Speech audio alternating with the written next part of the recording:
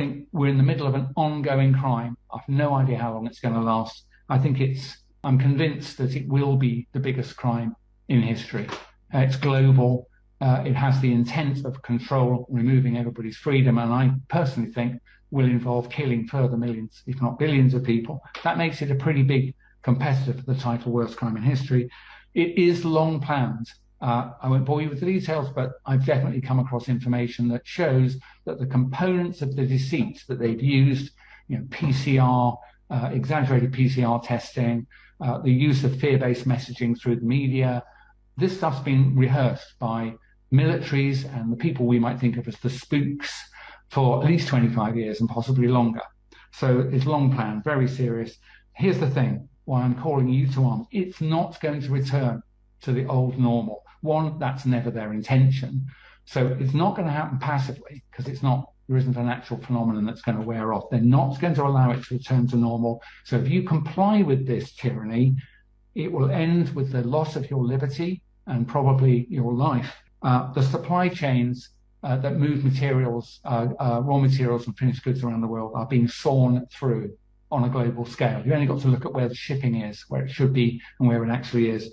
And terrifyingly, the same is happening to food production worldwide, food and fertilizer production. It's in the wrong place. It's deliberate. They're smashing the means of manufacturing enough calories to keep 7.8 billion people alive.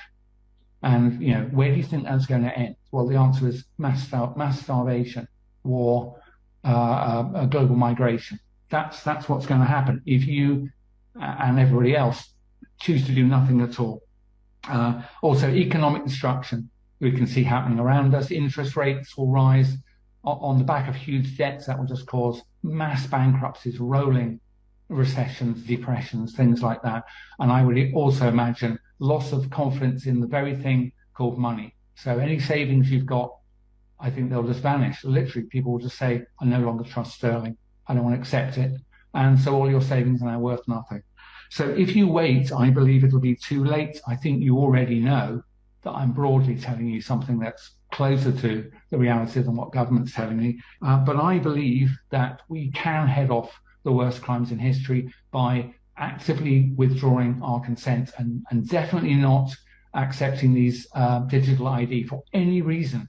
If you accept it, they will sweep over us. And so just in the last few words, I implore you to get involved, to use some of what I and others are saying to you.